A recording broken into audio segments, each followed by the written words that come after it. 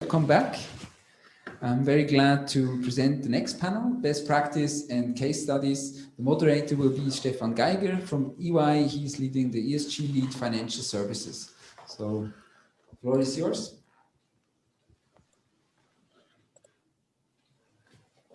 Thank you. Can you hear me? Can you hear us?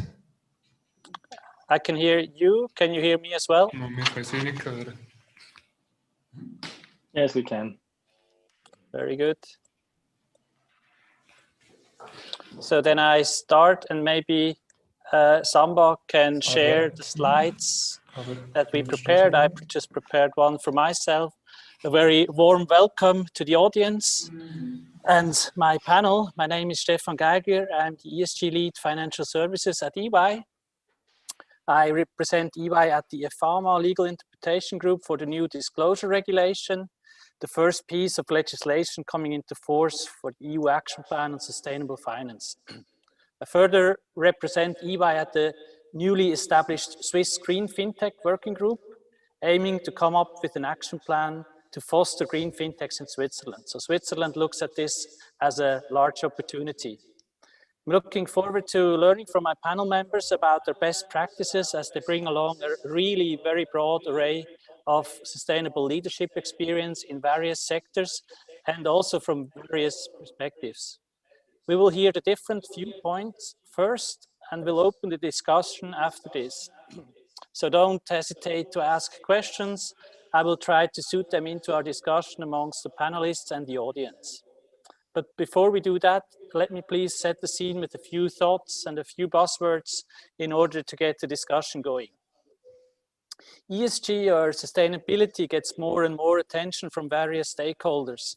Countries, industries, and we as private persons are all part of a sustainable transition. And there is an open question to companies and every one of us how we position ourselves.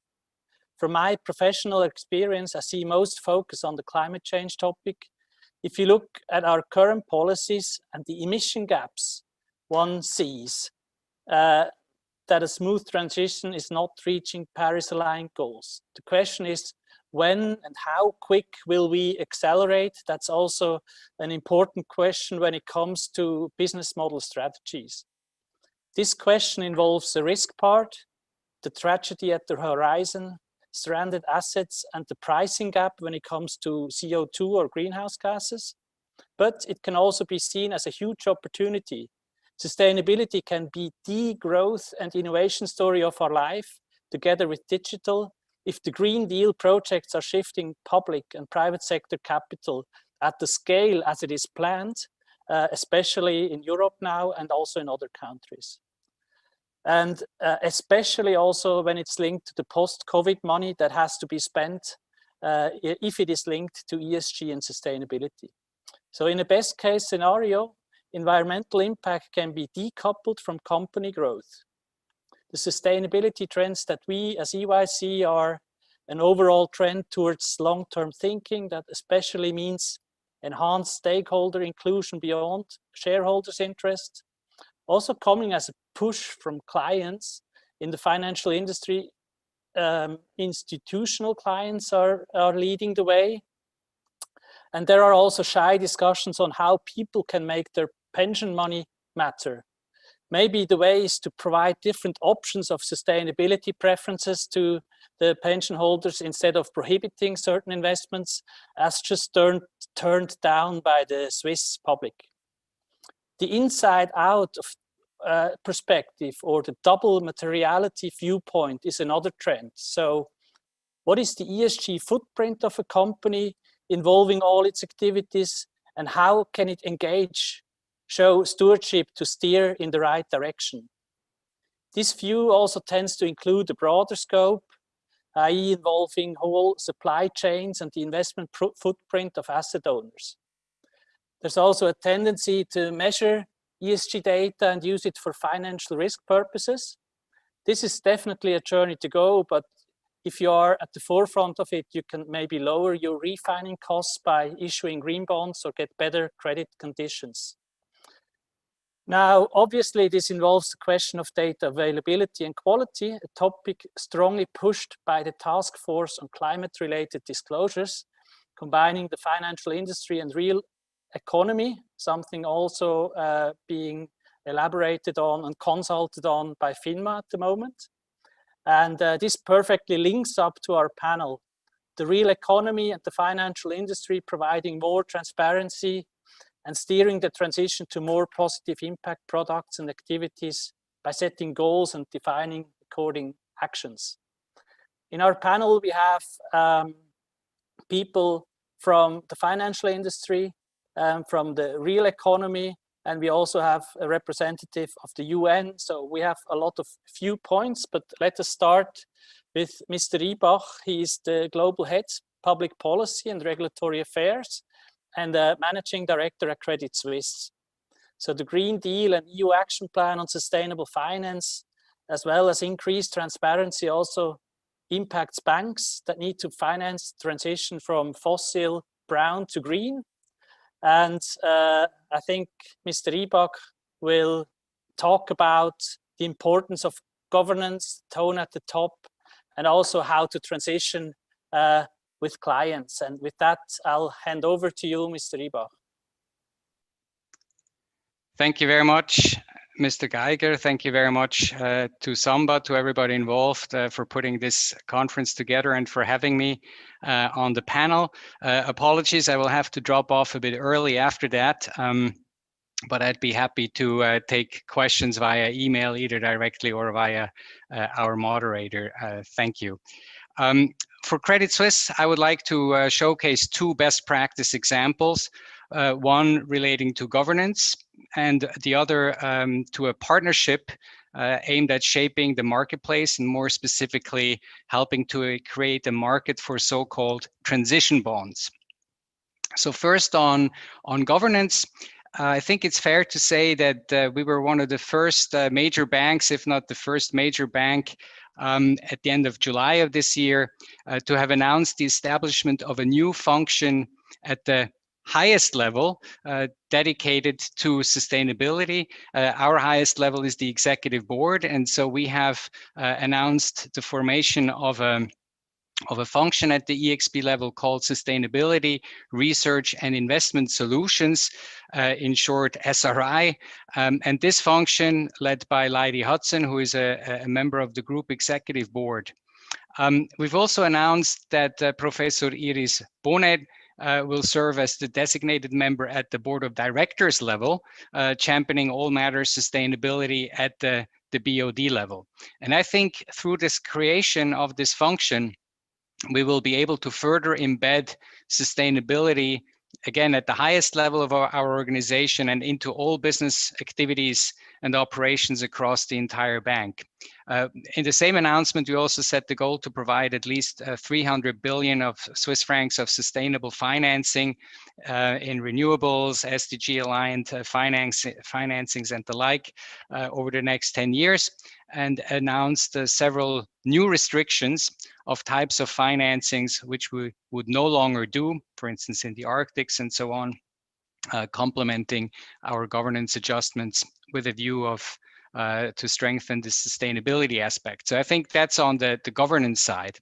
The second example I would like to briefly highlight is the partnership that we have entered into with an organization called Climate Bonds Initiative, CBI, to support the growth of a transition bond market as part of a larger climate-related market. As Mr. Geiger said in the introduction, it will be essential, obviously, to sort of redirect capital flows. And this creation of this transition bond market is sort of part of the puzzle here. Through this partnership, what we want to do is we want to present the framework of defining credible transition pathways to a lower carbon footprint future for companies that are still operating as of now on a high carbon intensity business model. So this should help to reduce emissions and ultimately to deliver the goals of the Paris Agreement. So why is this important? Well, so far, green finance frameworks have been mainly directed at activities that are already green, but we have to be pragmatic and realize that largely, by and large, we still live in a fossil fuel dominated world, whether we like it or not. And so it's key to help companies make the transition. And that's where these transition bonds kick in. They will mobilize investment into transitioning activities and help carbon intensive or carbon emitting industries and companies to finance this transition. So together with our partner, the Climate Bond Initiative, we've launched a Financing Credible Transitions white paper in September.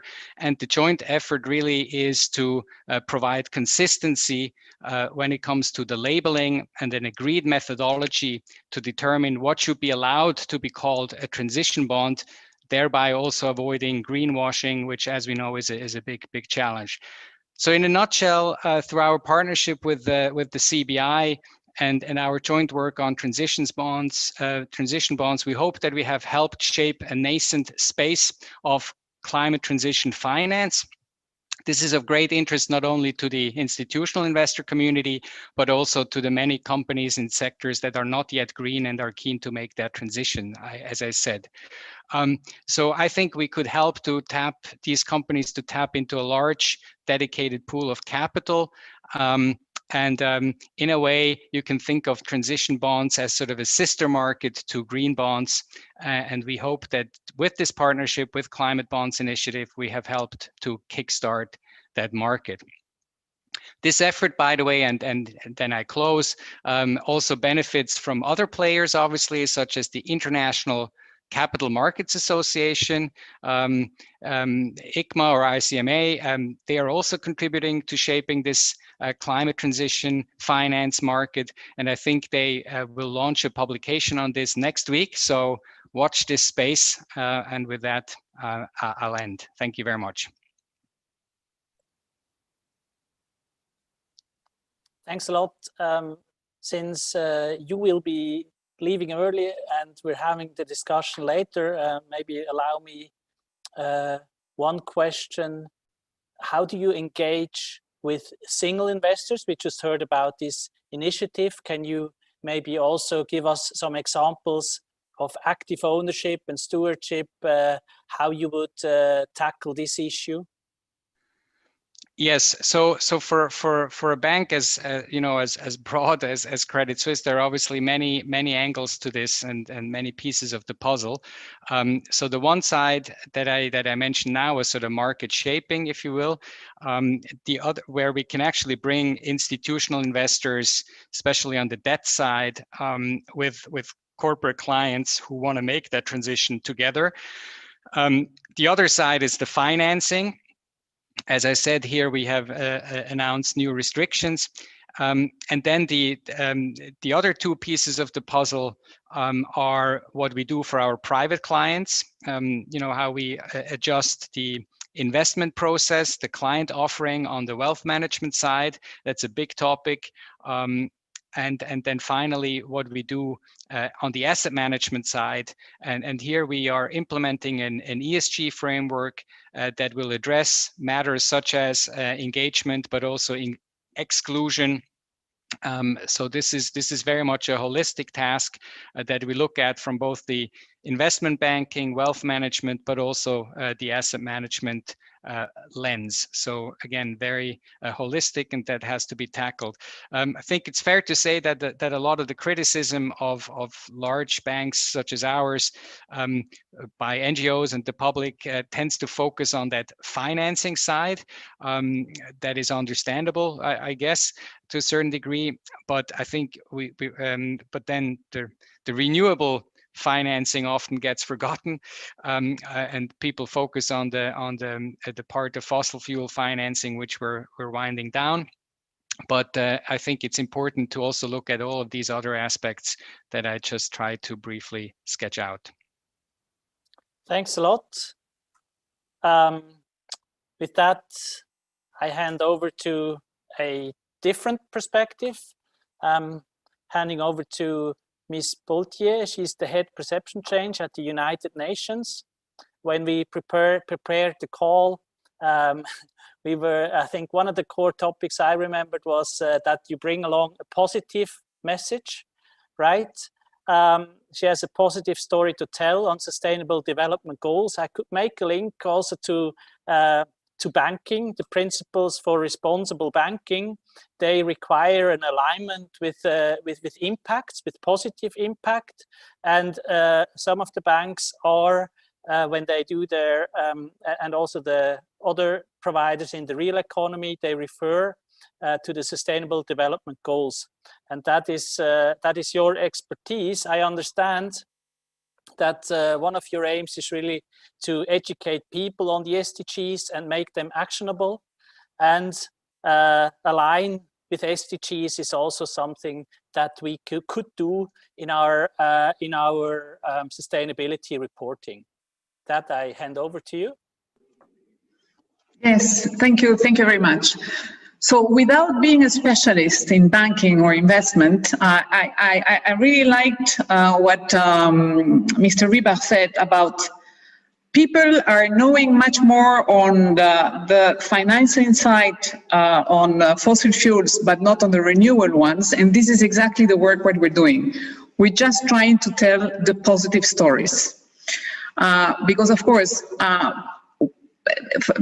the Perception Change Project was born because when you see media reporting on the United Nations, you always see the top of the iceberg. It's always the bad news. So 4 years ago, when the PCP was launched, it was the Syria talks, climate change, all the conflicts around the world, and nobody was talking about all the word of protecting children, of protecting refugees, of seeking solutions to climate change, etc., etc. So we decided to start with some very specific tools in which we would try to tell the positive side of stories. And I've been watching and I've been listening to the previous presentations, and we're talking a lot about impact and about positive thinking. And this is what we're trying to do in the Perception Change Project. So we're working with over 100 partners in Geneva. The main goal of the Perception Change Project is to promote the work of all the international Geneva-based organizations. You know that Geneva is the largest hub of international organizations in the world. And the subjects that we're working on are peace, rights and well-being, and of course, to achieve the Sustainable Development Goals.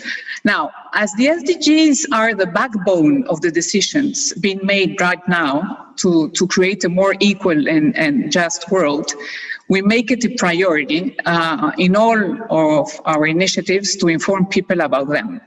So we started with a very interesting exercise, which is the SDG mapping. We have 80 organizations that that gave us criteria on how they are working on the SDGs. So this is a tool to identify who is doing what on the SDGs with the international organizations. We didn't invite banks already, until now, already, that's a nice lapsus, but we want to invite banks and we want to invite the finance world. Now, some months ago, our colleagues from the SDG Lab were working with the banking, with banks in Geneva for the Building Bridges, which is an initiative to building bridges between the finance world and the United Nations and NGOs about sustainable finance. On the other hand, we're working a lot also on impact infographics, with all the other organizations. So for example, if we have a theme that could be, I don't know, let's see, what are we doing in climate change? So we'll put together all the information and we're going to try to distribute this information around the world through social media. I've put in the documents side of this presentation, we have an SDG studio in Geneva, in which we have many practitioners. We have even celebrities, or we're having people working in governments talking about the SDGs, and they come up with a problem and they always have to come up with a solution. Unfortunately, we really need to start working with more corporations, with more private sector, with more banks, and to try to invite people to talk about, well, the problems and the solutions about the SDGs. Now, on the positive way of telling the story, I think there is a growing misconception that the world is getting worse and worse. And this impacts the perception of people, the perception that people have on not only the United Nations is addressing global problems, but even what the private sector is doing. And if we only tell negative news, people are not going to be inspired in doing good. So we have to try to talk about the problems, but also the solutions. This is what we're calling constructive news. So we're working a lot around the constructive news, and we have a series of what we're calling the iceberg stories, in which we talk about a topic. And so we have a fictional story, and then we're talking about the heroes about this topic. So let's say, for example, education. And then we come up with very practical examples of good examples of, well, for us, it's mostly what governments or countries are doing on that topics. Now, I remember that the first slide that we had in all this presentation was the world in 2020, and it was very negative images about what is happening in 2020. Now, it's true that it's negative, and it's true that we're in the middle of a pandemic, but on the same side, let's face that 7 months after, because we started to be confined in March, we already have a vaccine, and we are well, not even December. So you have the negative side, but we're always bringing the solution. So this is what we're trying to show in the PCP. And the other thing is that the statistics are showing that in terms of mortality, in disease, the world is a better place than ever, and yet the people think that the world is getting worse. Well, the situation is getting worse and worse. Now, I want to finish here saying that our main audience today is younger generation. To the point that, for example, when we do a booklet on 170 actions to combat climate change, we're asking students from universities to give us the ideas, because they are not the future consumers, they are the consumers of today. And these young generations are the ones who are just demanding now, and they're expressing, for example, a sustainability preference. So we have to come up with an answer for them. I will finish that because probably we will discuss that afterwards. But, well, this is to sum up a little bit what we're doing and what we're trying to do in terms of positive communication. Thanks a lot. Picking up on the last, we said, stakeholder capitalism, what our next generation is one of those stakeholders, the public, and maybe also more from a client side. I'm referring now to Mr. Sitz. He's managing partner of Sitz Group and brings along banking and asset management career with stations at CS, ÜBB, AC Company, if I spell that right. And the things we have discussed about is really that you should be a credible undertaking so that your own people are really motivated, so kind of a bottom-up thought, and then it also makes a difference where exactly you're active in, and I think you can do a lot in emerging markets. I think you want to share some slides as well. Yeah, no, absolutely. Well, thanks a lot, Mr. Geiger, and also to Samba for the organization of the event. And maybe just before I share some slides, some background on us and what we're doing on the sustainability front. You know, a few years ago, as you pointed out, you know, as a company, we decided to fully switch to ESG and follow sustainable investments. But as an investment firm, to be, you know, fully compliant is easier said than actually done. And the problem is, you cannot just subscribe to the PRI charter, which we have, of course, and put up a few, you know, ESG frameworks and check boxes and hope it works. Even when an executive board, you know, decided it, you need an entire organization to kind of live and breathe sustainability, and that, you know, does not happen overnight. So we started bit by bit, and over the last 7 years have really managed to have people embrace what it means to live in a sustainable way and be conscious of their actions. This goes from, you know, the efficient energy consumption in our various offices to waste consciousness, like, you know, suppressing bins in every office space, and going as much as possible, you know, paperless, and encouraging people to think daily about, you know, sustainability and what it means not only for themselves, but more importantly also for the next generation. And this, in effect, was much more efficient and yielded better results than how we just, you know, force people to follow rules and impose frameworks, which people really cannot relate to. So investing in education, and I think that's an important point, you know, fellow panelists have said before, is really about, you know, going such a long way about the topic. And this has now translated in seats being recognized, you know, and ranked as one of the top 10 ESG asset managers in Switzerland. And we as a family, we've been doing sustainable investments for quite some time, but not necessarily in an organized way. And we realized that telling people what they do, you know, on sustainability is great, but there's a huge opportunity which is often not talked about. This difference between what we call, you know, the formal economy and the informal economy, where, you know, investing traditionally, even sustainably, will only get you to a certain point. So ESG ETFs, you know, are good, and they're a good example, and they're part of a trend, but they are not going to the core of certain problems which need to be addressed. And, you know, problems everywhere, they affect everyone. So food security is a good example, as it affects us all, as we well know. And there's a huge untapped opportunity, especially in the private market segment, where we're trying to focus on. And this is why informal economies play such an important role. So I'll try to share an interesting slide here. Let me see if I can do this. Can you all see this? Yeah? Yes. Fantastic. So this is quite a telling picture. Basically, you know, this is about, you know, 1,160 pounds, or if you put it in kilos, 526 kilograms of food, which is basically representing the annual food waste for an American family of 4. So this is a year's worth of uneaten food pictured for a family in New Jersey. And so food waste and loss is a real issue. In developed markets, food losses, you know, are downstream. So it's you and I in our home and restaurant, hotels, etc. And these are hard to fix, as you need to change people behavior.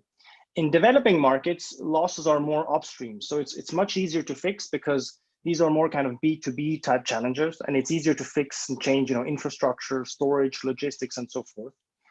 And this is a huge impact for farmers, for example, who lose on, you know, post-harvest crops because of such existing issues. So if I try to go on the next slide, so this I think is extremely telling.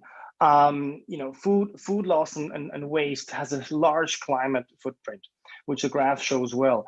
And this is quite shocking. It would rank, you know, 3rd after China and the US. And don't mind the date. I know, you know, it says 2011, but those global data studies are not repeated often. It's going to be, you know, in the same ballpark today. And of the many, you know, factors here, food mix is one, with meat having the lowest proportion of wastage by volume, but, you know, 3rd highest proportion in emissions. And this would only have gotten worse in the meantime with increasing, you know, meat consumption around the world. And I think if we go on the last final slide, I won't bore you too long. You know, this is really what we try to show, you know, that what matters is to invest in solutions, along the value chain. So food waste, the downstream, is an issue in developed economies, where food loss, is really upstream, is more of an issue in developing economies. And the proportion, of loss is much greater there.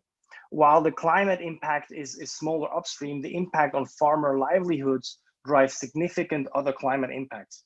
And those, additional revenues can actually be used for sustainable, soil management practices, for example. Increasing soil organic carbon is seen as a valuable climate mitigation strategy, and we believe will become more and more prominent, as of next year, the years to come, with programs from UN agencies, as an example, and agricultural carbon, marketplace.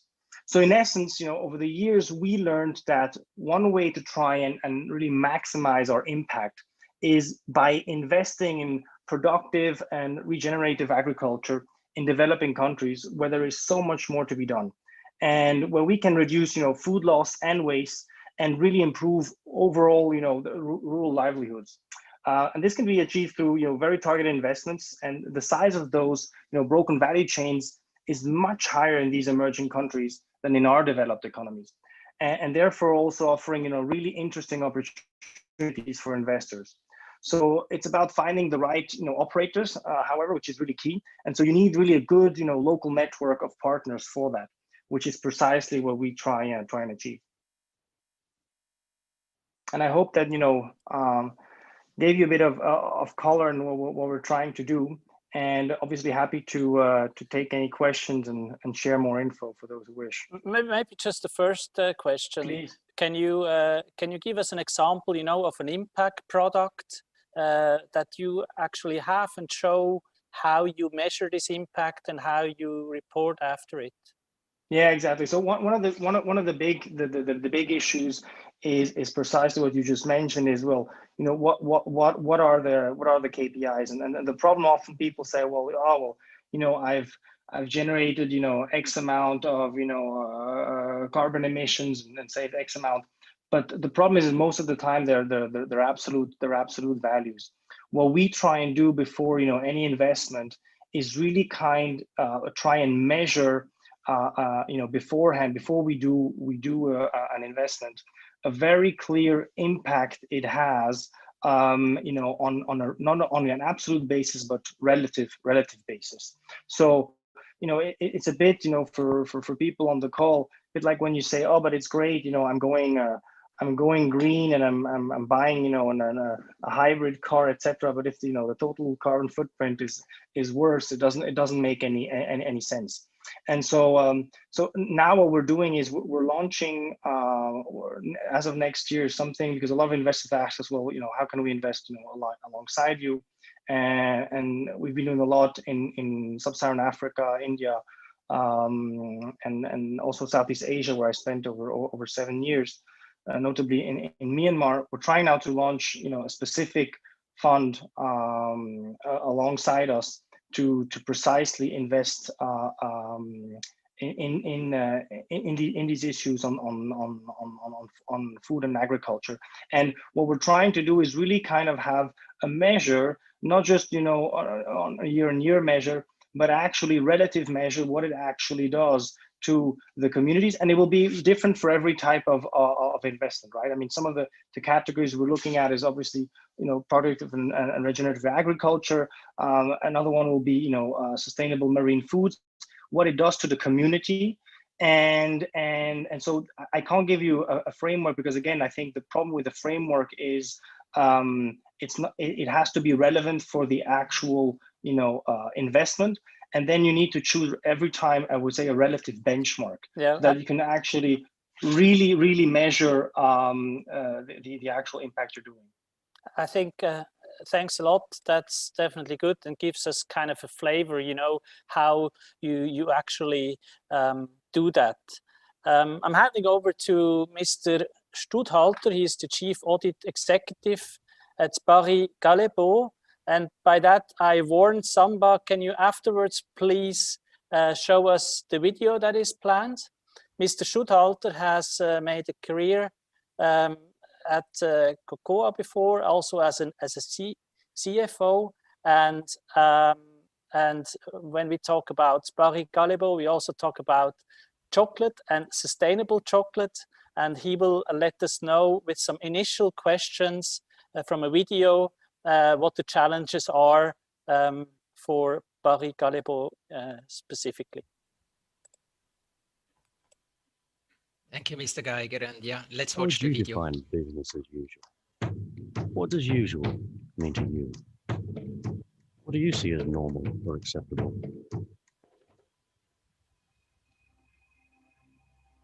Is it acceptable for farmers to live in poverty? Is it okay that as we speak, children are working in the cocoa supply chain? Is it reasonable for rainforests to be cut down to make way for farms to keep up with the world's demands? Is it fair that severe droughts caused by climate change wreck harvests every day? Should it be usual that for many communities, clean water is out of reach, and that impacts from our industry make matters worse? What happens when what is usual is simply no longer acceptable? When what is normal is undermining the foundations of our company? That's when business as usual is broken. So it's time to be bold. It's time to seize the opportunity. It's time to start a new chapter.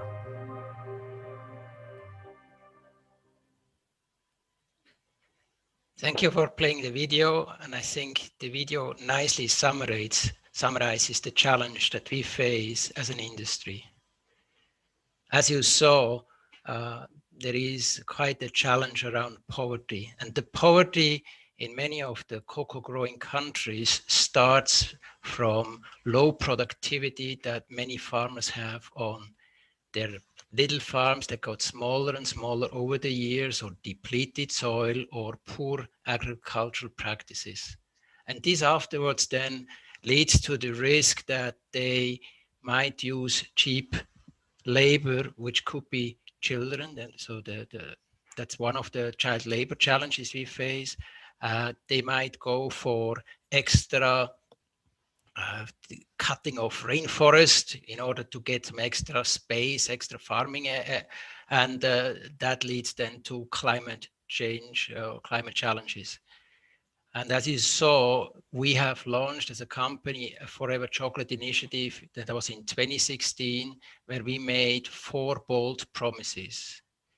We said we want to lift 500,000 farmers out of poverty.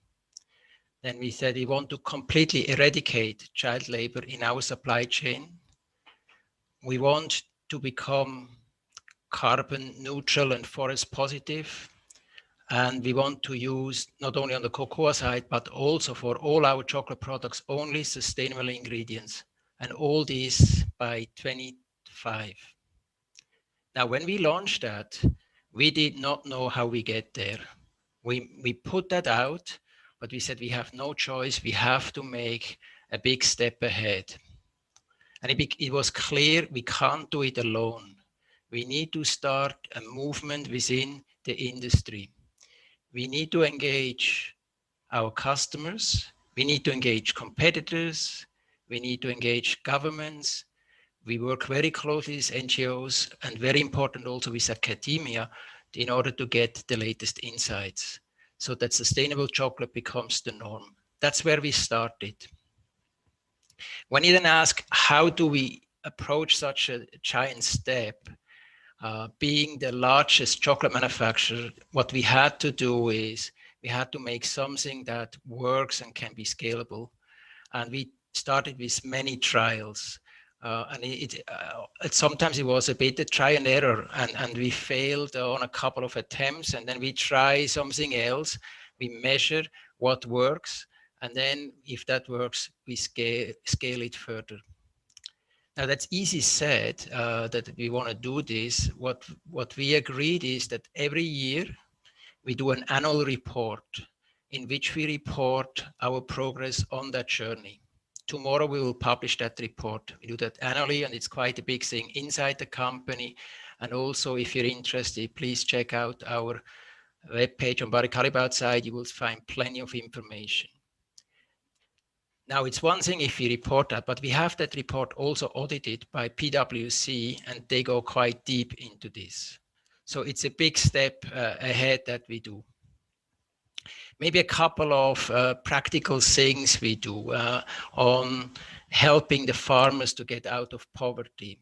We developed farm development plans with many of our communities. We developed, together with SAP, a specific application, Kachile, that where we go and map the farms in order to have all the size of the farm, the number of family members, etc., in order to calculate what kind of income they can make in their farm today, and then what is the soil, etc., in order then to propose alternative ideas of how they can become more productive. The idea is not that they necessarily just become more productive with cocoa beans, but they also plant alternative crops, so to diversify the income and create more stability. Another project that we work on is with ETH in Switzerland, where we use satellite images in order to monitor the deforestation, where we try to see how replanting projects are ongoing. And this is still a bit in the early stage. And once it's available, we make that public, and so that also our customers and competitors and NGOs, etc., can look into this data. We are working with various institutions, IDH, one of the foundation that helps us. We're working with Wageningen University on the crop and so on, in order to really see how can we bring that thing ahead. Obviously, the primary focus is on the cocoa side, giving our industry, but also trying to get the dairy industry to work on the carbon element that comes from the cows. So it's quite a bold and big step, and we are now 4 years into the journey, still quite a ways to go, and still many challenges ahead. But for all of us in BC, it's quite an exciting thing. Maybe one last point that was also mentioned earlier, and talking about positive news, and that's an important thing we also do within the company. It's engaging the people. Our own team is extremely important in order to really make it stick within the company, but then also to create a movement, and new ideas are coming up. And we have something called Seeds for Change, where there are employee programs, and when certain things are being done, then also there are points collected which are then used to replant the sponsored trees in the origin, etc. Many things that do come up from the team in order to make it happen. And I'm happy then later in the smaller or in the panel to discuss a bit further. Thanks a lot. I'm handing over to our next panelist, Mr. Marbe. He's Head of Public Affairs and Sustainability at Baloise Group. Originally a lawyer, he became a communication expert, having worked at CIBA, the Employers Association Basel, and even on a regional radio in Basel. Maybe I'll leave the floor to you.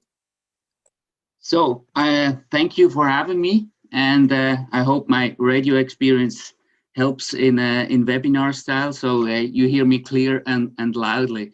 I'm coming from a background where I want to tackle the topic of sustainability from a communicative and social perspective. I do strongly believe that companies must actively define their role in society, and not leave this to politicians, lawmakers, regulators, or consultants. And I will try to explain briefly how we at Baloise have approached the issue.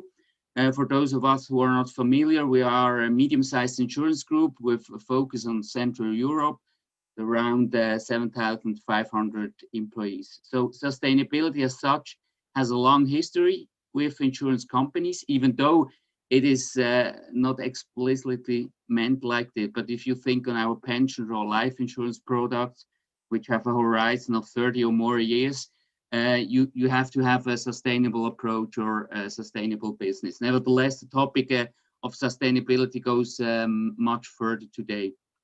I'm convinced that the sustainable business model cannot be implemented with short-term top-down measures. So even if top-down models show visible success in the short term, you have to take your employees with you in the long term.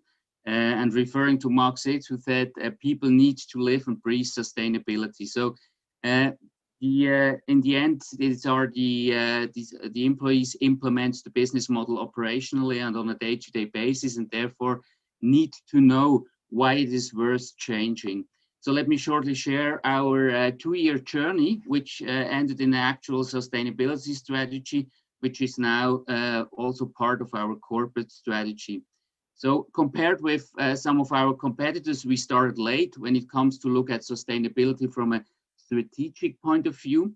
Even though we publish an EcoBalance since 1995 and had sustainability reportings back in the mid-2000 years, which were not continued later. So that's also why we wanted to have a different approach. So 2 years ago, there was a group of employees from involved departments such as investor relations, HR, legal and compliance, logistics, risk management, product management, asset management, and so on, with the aim of finding how does Baloise create value and how can it continue to do so in the future and sustainable. And there was no order from the top, or nor did we have additional resources. There were just people and departments with the motivation and the conviction to do the right thing, and which were also convinced of the sustainability concept. And the result was then the Baloise Value Creation Model, which is based on the Integrated Reporting Council model. And the aim is to show how Baloise creates values for investors, employees, customers, partners, society, and the environment. Today, this group has grown and builds the internal sustainability network. And after the creation and the first iteration of the model, also 2 extra resources were hired from outside to bring know-how in. So we realized that we lack here some know-how. One was for a responsible investment strategy in asset management, and one for a strategic framework and communication. And that accelerated the development. And in the second step, the SDGs were discussed, and together with the employees. So we invited experts from the Swiss Agency of Development Cooperation who were involved in the writings and development of the SDGs to participate in a workshop. And after that workshop, we did a group-wide employee survey and to determine which SDGs are most important for our employees and our company, and where can we achieve as a company the greatest added value. And thanks to the SDGs also, employees also quickly found an emotional connection to the topic of sustainability. And because they were involved from the beginning, they now engage strongly with the topic, also because they know their personal opinion counts. And after that, then we went to the executive committee and the board to operationalize the strategy and set up a governance model. And let me say something about pressure. I mean, outside pressure from politics, a few from customers and also partly from the capital market helped to put the topic on the agenda of the top management. But after the strategy was developed and had to be implemented. But external pressure alone, I think, cannot be the driver for change. So for us, also the direct exchange with investors is really important. Most of them are with us for 15 or more years, and they know our long-term strategy, trust us, and it helps us in the direct contact to explain what we do and why we do it differently. And we are currently deliberately refraining from reporting according to a standard such as GRI.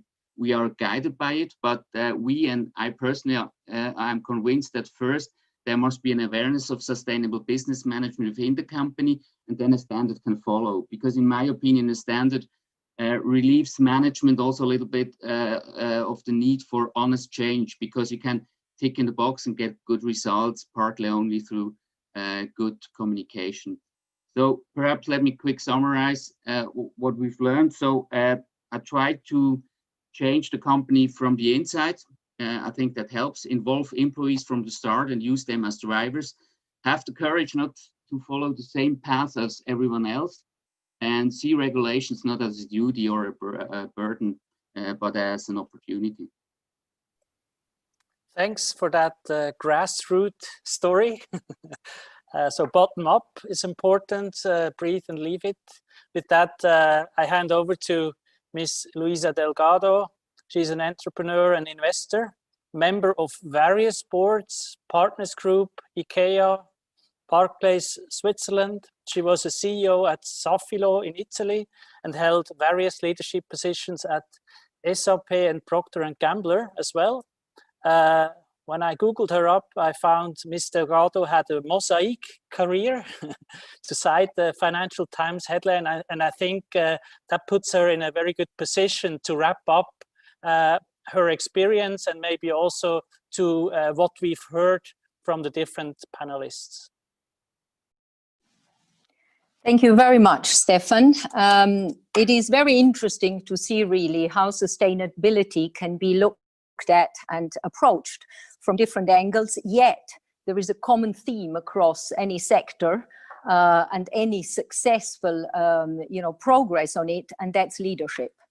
And the essence really, in my experience, across the past 30 years in different industries, different countries, and different moments, I think, of culture and of market sentiments, is that leadership, the real leadership that has the ability to really make sustainability an integral part of a business, is leadership with a total systems view. And this is an interesting concept of leadership because it is about breadth on one side and really understanding interconnectedness of a variety of stakeholders and how that interdependence really works in order to be able to scope the business model and the approach and the KPIs, and at the same time then go very deep in systemizing, measurement, monitoring, and yes, I do think reporting as well. You get what you measure, and clearly that's part of it.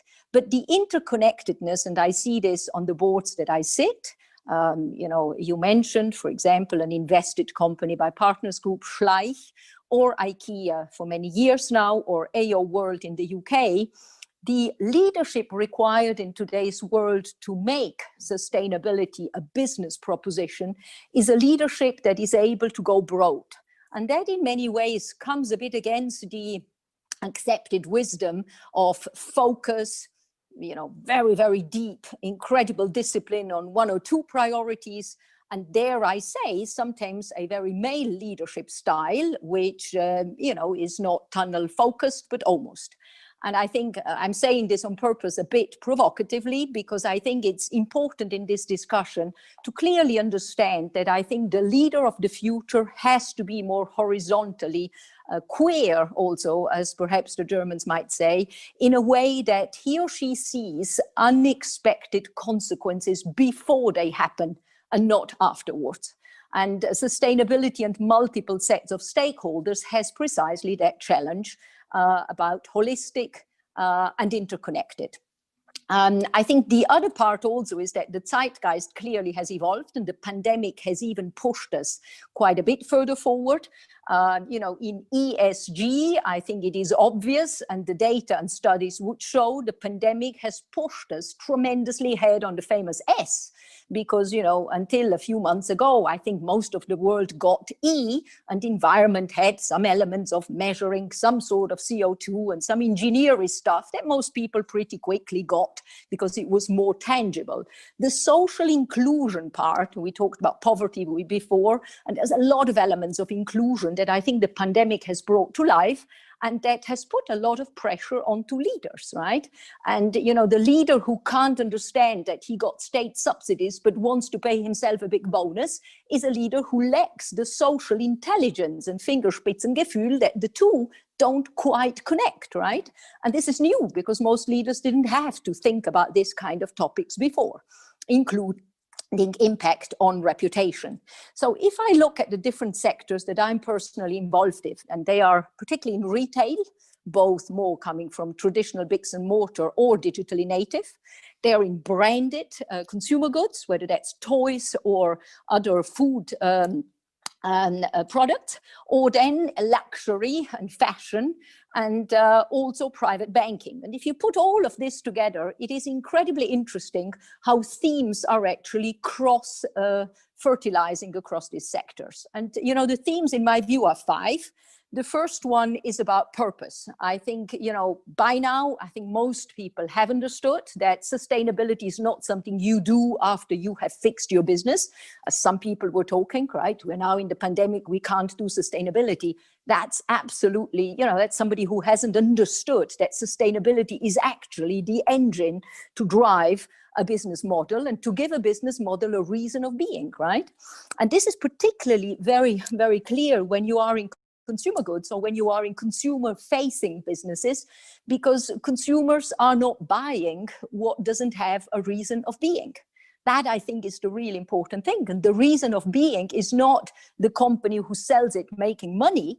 That's a consequence. But the reason for being is that the product has something unique that really does something to this world that at least minimally keeps it neutral, ideally makes it better, but certainly doesn't do it worse. And that may sound a bit populistic as a sentence, but I think it's really, really important. You know, those businesses who don't have a reason of being, particularly with this pandemic, are shown that, you know, they shouldn't be. And, you know, the question why some are still here is clearly, you know, consumers will start voting with their feet. And I think we're seeing this particularly in fashion and in luxury. Very, very important. What kind of products do we really need? And we want to know where they come from. We don't know what how they are made of. And by the way, we want to know what happens to them when we don't need them anymore. And that gets us into the circular economy, right? And I think it's extremely important that businesses become clear on that. And I see this, you know, IKEA is a wonderful example of a company that from its inception had a very clear purpose. And the purpose was to give a better everyday life to the many of this world. And I think the many of this world immediately explains it, and explains also as a consequence, if that is the purpose, you know, how do we behave then? And with what kind of values do we go about doing business? And these values have to do with, you know, environment, have to do with social, and have to do with providing a certain value proposition that is endurable. And I think that purpose is an important, very, very important point. You know, you think about toys, very interesting. Toys exist not because you sell little widgets. Toys exist because they educate the generations of the future, the leaders of the future. And that creates a totally different environment and purpose also for employees, for suppliers, for customers, and ultimately, you know, why you exist and why you sell. And interestingly, during the pandemic, for example, you know, toys are one of these categories that, you know, some retailers or some countries will classify as goods of first necessity. But the fact is, we invest more in them during times of crisis and of need, including in the financial crisis back in 2007 and 8. So purpose and embedded purpose, you know, consumer goods spend a lot of time thinking about that. And I remember when I was at Procter & Gamble, it was a bit strange one day when we were said, we are here to make life better, right? We are improving the lives of the consumers by selling detergents, right? It sounded a bit, a bit strange. It wasn't that obvious to start. And I also used to sell batteries, and, you know, it wasn't quite clear how I was going to improve the world and the lives of the consumers by selling batteries. It was clearer on Pampers, very, very clearly. There we were working on healthy development of babies. But what we realized, and that gave meaning to this purpose, was that with detergents, you know, billions of people use your detergent, you know, every week, every month, every year. And by that touch with the consumer, you can actually do something to improve the way they use detergents. The world uses detergents, and as a consequence, we consume water, etc. So every business has an angle through which it can make the world better by engaging its consumers. And I think that's very, very interesting. I see this in private banking, for example, Barclays Bank Switzerland, the big family offices, ultra or high net worth individuals are actually looking to invest, but not just invest, but through investing, doing a contribution and leaving a legacy. also there, a clear purpose. The second element I wanted to talk is the whole supply chain, materials, recycling, circular economy. You know, another example that's very interesting there is this digital retailer AO World, a FTSE 250 company in the UK.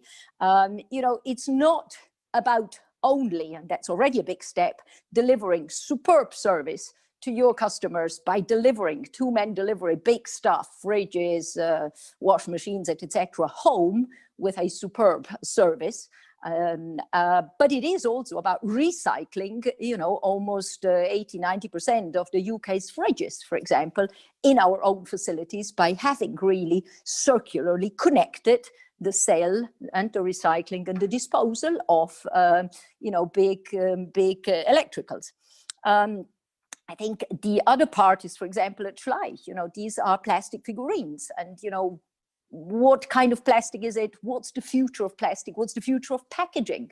You know, I remember selling Gillette razors, and, you know, out of the packaging, and in Nordic, we had to report the fill rate of a package, you know, and it was 24.5%, I remember, at a certain point, which meant that there was 75.5% that was empty.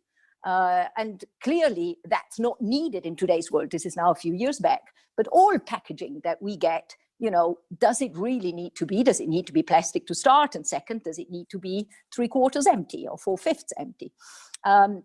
So think about IKEA, circular economy. Instead of selling at big discounts on Black Friday, we're actually buying back on Black Friday. We bought back on Black Friday in many, many countries of the world. And I think that's the second element. The third has to do with inclusion. And I think inclusion shows up in, you know, programs and plans in a company. And you know what, at the end, for listed companies, it shows up on how your executive compensation really relates to the rest of the compensation of everybody. And that's not to say that everybody has to make the same money. Absolutely not. That's not the point. But the point is, when you are focused on rewarding your executives on value creation, for example, this latest value creation plan at AO World, is it just for the top 5, 6, 7 that should get, you know, with whom we should share the value we create? Or should we actually do this with everybody? And, you know, we at AO World went ahead with an all-employee value creation plan that, including our shareholders, supported to a very high degree, and in our last AGM. And, you know, meaningful value creation sharing is a very, very important part of ESG in the S area, whereby really the galvanizing of all employees to a goal should bring value for all. Another aspect, I think, of ESG, and that relates to remuneration, inclusion, diversity, policies, etc., that come with it, and I think find their way into remuneration very clearly. The fourth point is the idea of investors, shareholders, and legacy. Very often, you know, investments into ESG are seen as not investments but costs, and something you have to do because you have a report to make, or somehow you want to create your reputation.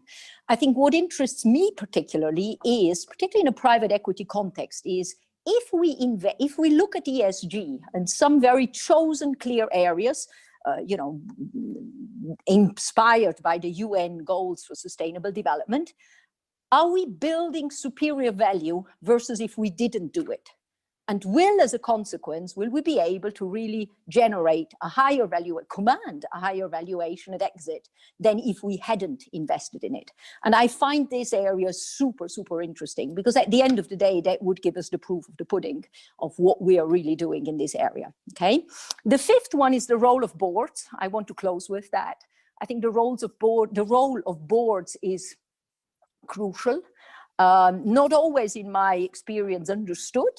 Okay, yet I think it starts. You know, the fish starts from the head. I think is also in German maybe a saying. Certainly in Italy, that's how we call this. And if the fish stinks from the head or starts stinking from the head, it can also smell well from the head. And I think it starts with boards. Boards, direction setting, and clarity, governance clarity on what really a company needs to achieve ESG-wise, if it is to deliver sustainable growth, profit, cash, but sustained for generations and ultimately for all its stakeholders. And you know, I sit on some boards, IKEA naturally to start, where ESG and anything that drives from there is so embedded, so that it's not, let's now talk ESG. ESG transpires through all the business, you know, strategy and action planning and monitoring, but also governance is a clear element of ESG. The G stands for governance, risk management in particular, compliance and related, which I think are extremely important, and boards are crucial in this. That's how I would summarize, I think, my learning so far, and I think it links into a lot of what has been said as well. But it's interesting to see how it really transcends throughout all the industries. I think I would get back to you, Stefan, in that spirit. Thanks a lot. You wrapped up a lot of what has been said. We are going to continue to discuss until someone tells us we should stop. Basically, I would like to ask each of the remaining panelists to give me a buzzword just on what we can do to increase the ecosystem of ESG. You know, what's really your buzzword for the audience that you think that's something to my heart, that's an important point you need to have as a guiding star. What would be your buzzword sentence to keep it short, because we are already a little bit over time? I'll start with Ms. Poultier, maybe. Yes, I have very short messages taking into account everything that was said.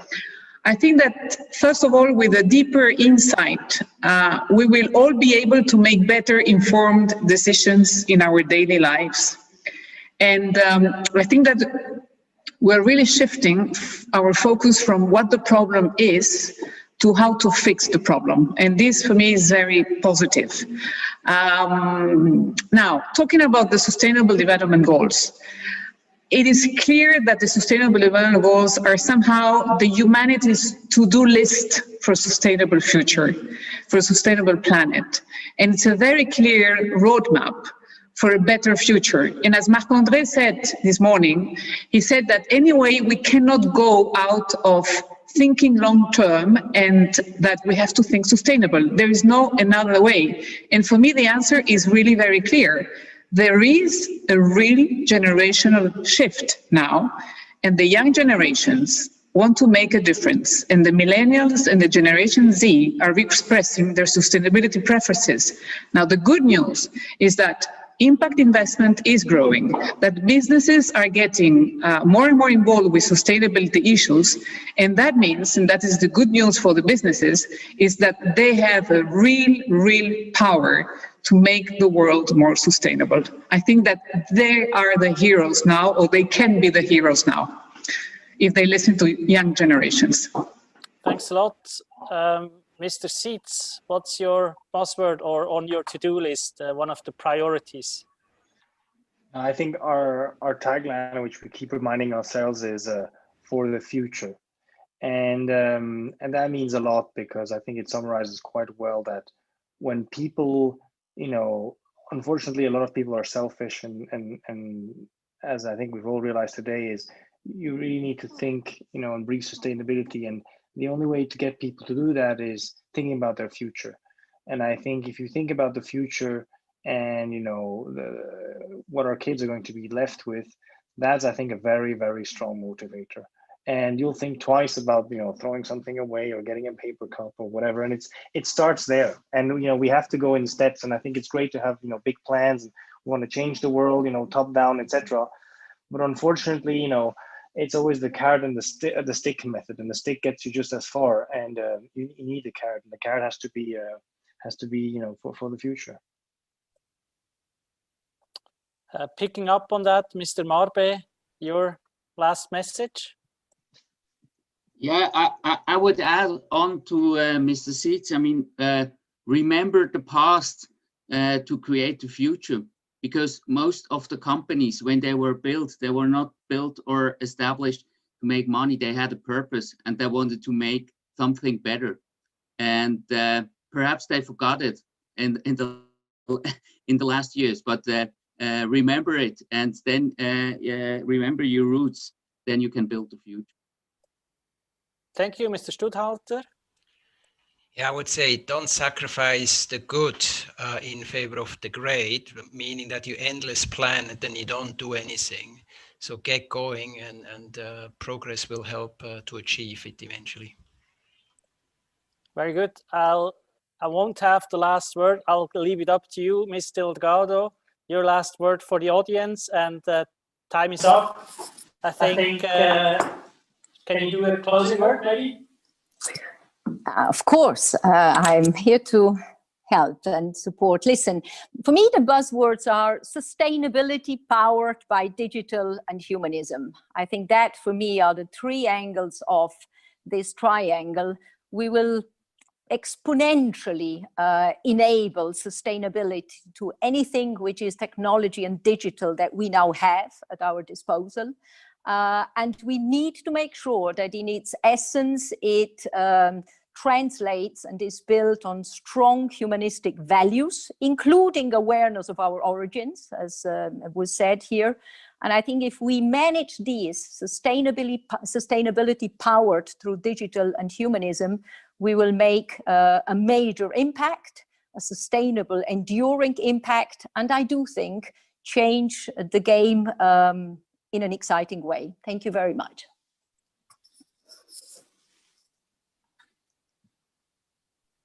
Thanks a lot. Bye. Thank you. Bye-bye. Bye-bye. Thank you very much. Bye. Thank you so much, Bye. Stefan. Thank you, everyone, all the panelists that have been part of this wonderful panel. It was very, very interesting. We loved listening to you. Thank you. And it's not over yet. I would love to be a boxing promoter right now with a very, very deep voice that could announce round number 4. That is going to come up in a few minutes. We will do a short break, and then we will be back with Dr. Mark Weser, the head of climate change and sustainability services in EY. Very, very interesting panel around circular economy. So stay tuned. See you afterwards. And don't forget to network. Yeah, that's what I almost forgot. So don't forget to network. Keep on connecting with each other. You have all the tools on that website that you are eTrain.